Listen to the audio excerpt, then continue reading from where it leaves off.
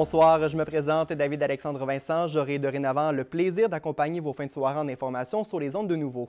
D'abord, un bateau abandonné s'est échoué sur les berges de Rivière-Ouelle il y a près de 3 semaines.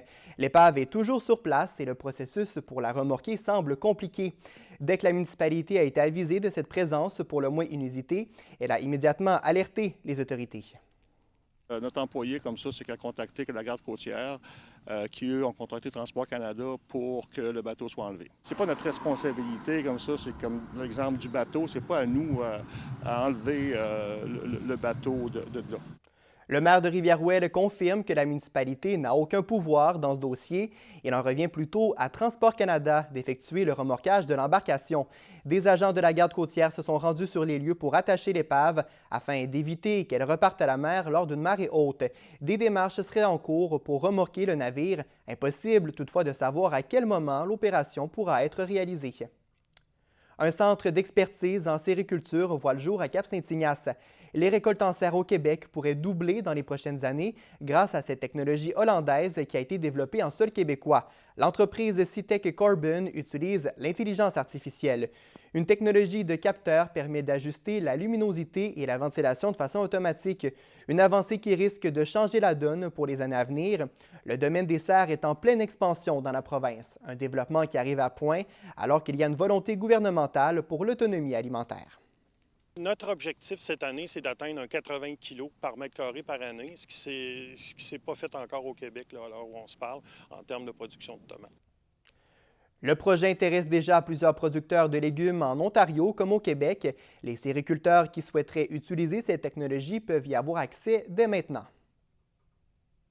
Une initiative pour inciter les jeunes à la lecture vient de voir le jour au Bas-Saint-Laurent. Lire 75 minutes par semaine en échange d'une carte de hockey, voilà le but de Lire ça compte. Martin Ross. Depuis quelques semaines, Cosmos Bas-Saint-Laurent, l'Océanique et le Centre des services scolaires des Phares ont mis en œuvre le projet Nix Lecture auprès d'élèves de 3e à la 5e année du primaire. Les jeunes forment une équipe et s'engagent à lire individuellement 75 minutes par semaine.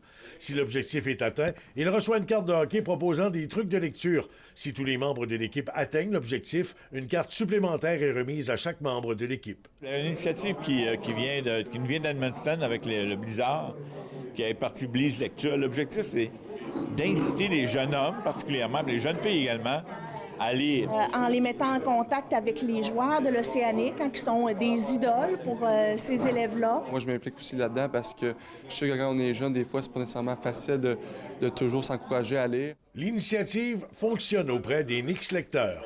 Ça me motive à lire plus. Puis avant, je lisais jamais, puis maintenant, je lis au moins 15 minutes par jour. Quand ils ont dit qu'on pouvait avoir des cartes de hockey, moi, ça m'a comme motivé. Avant, je lisais 5 minutes, mes parents me forçaient. Puis là, ils n'ont plus besoin de dire un mot.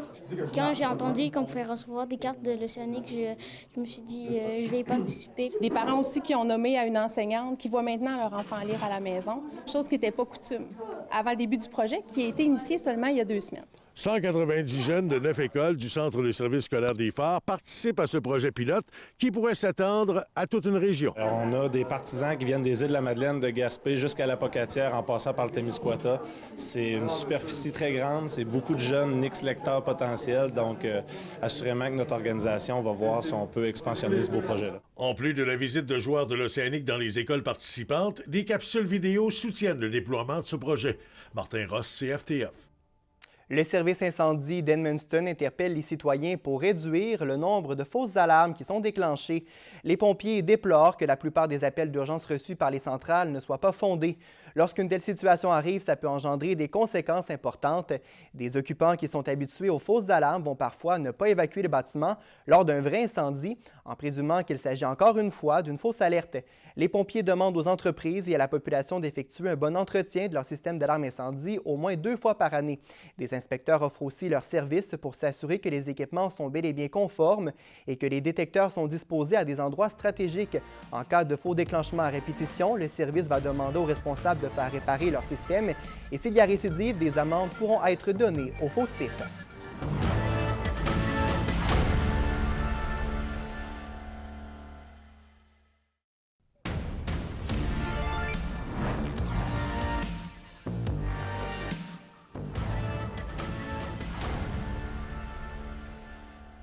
Les voix continuent de s'élever en Gaspésie pour la conservation du château du Buc de Chandler. Le président de Patrimoine Gaspésie, Jean-Marie Fallu, interpelle la ministre du Patrimoine afin qu'elle s'implique dans le dossier. Il estime qu'on ne peut conserver le statu quo devant la situation désastreuse du bâtiment. Pour Jean-Marie Fallu, il ne fait aucun doute que le gouvernement doit intervenir pour sauver le bijou de Chandler.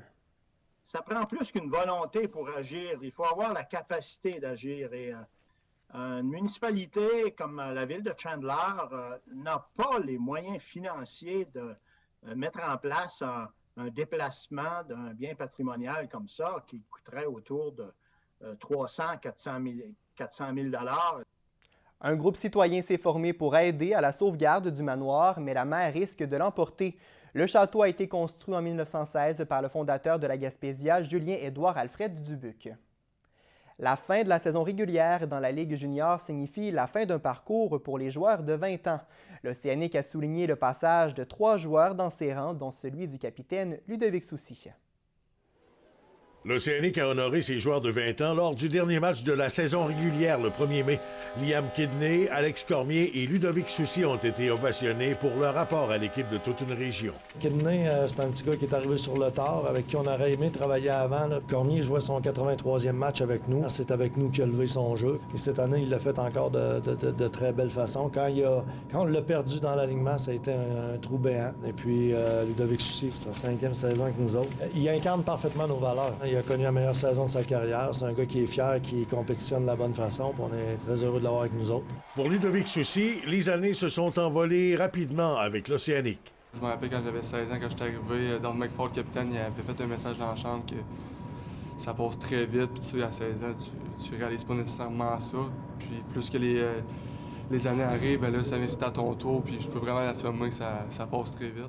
Le capitaine originaire de la Pocatière gardera de bons souvenirs de l'équipe rimousquoise. Juste le repêchage, le fait d'être repêché par l'Océanique. Après ça, j'ai joué avec Alexis Lafrenière. J'ai vu Sidney Crosby avoir son chandail retiré ici, Doris Labonté, un des pionniers ici. Je suis vraiment chanceux d'avoir pu vivre ça. Puis en plus, je suis un gars de la région. Le numéro 67 entamera ses dernières séries éliminatoires face aux Sea Dogs de Saint John, l'équipe de l'heure dans la LHJMQ. L'an dernier, les hommes de Serge Beausoleil avaient causé la surprise en éliminant les Cataractes de Shawinigan au premier tour éliminatoire. On est pas mal le même groupe de joueurs. Il y a d'autres joueurs plus jeunes qui ont rentré, mais on sait qu'est-ce qu'il faut pour gagner une série, puis on va tout faire pour jouer les 3 fêtes. Martin Ross, CFTF. La gratuité est en vigueur cette semaine dans les autobus de la Régime. La Régie intermunicipale de transport Gaspésie-Îles de la Madeleine met en place cette initiative dans le cadre du 10e anniversaire de l'organisme. Dans les 10 dernières années, il y a eu beaucoup de changements. Au départ, c'était une mini-équipe, c'était une personne en télétravail avec son cellulaire qui était supportée par l'organisation de la CRE. Maintenant, on est 9 employés sur les territoires. On a de l'intégration du transport adapté sur 3 MRC sur 6. Avec la gratuité, la Régime espère que la fréquentation de ces trajets d'autobus va continuer d'augmenter. L'année 2021 a été dure pour l'organisme qui a vu le taux d'embarquement diminuer de plus de 50 %. Un nouveau service de partage de vélos électriques et une plateforme de covoiturage verront le jour prochainement. Alors voilà, c'est ce qui complète cette édition régionale. On se retrouve demain. Passez une belle soirée.